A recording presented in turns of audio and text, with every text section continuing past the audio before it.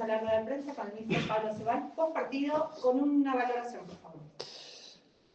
Bueno, la valoración del partido, creo que el empate en líneas generales puede considerarse justo. Creo que la primera parte el Salamanca estuvo mejor, también porque nosotros, bueno, creo que salimos un poco cohibidos, sobre todo por el escenario, también por la situación en la que estamos nosotros, que es difícil, ¿no? También para los chavales, situaciones donde cada partido es una final y bueno, encajamos pronto y creo que la primera parte sobrevivimos y nos mantuvimos vivos en el partido.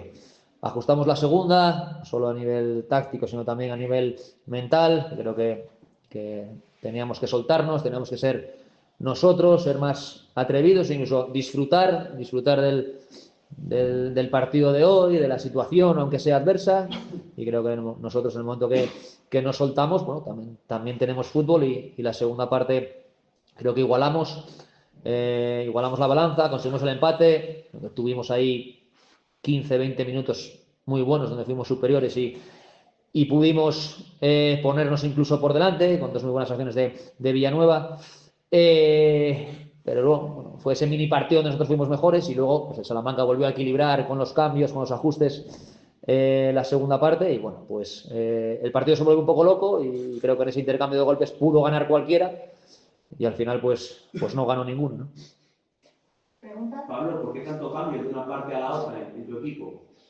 Sí, como comentaba ahora, yo creo que es más un tema mental que puedo llegar a entender, repito, por la situación, porque estamos en una situación, bueno, jodida, con perdón, y al final, bueno, pues venir a un campo como este, encajar rápido, entiendo que puedan pesarnos las piernas, ¿no? Y en el descanso intentamos simplemente pues liberar al futbolista y a los futbolistas de esa presión. Yo creo que venir al Elmántico siempre es motivo de intentar al menos disfrutar, a pesar del frío.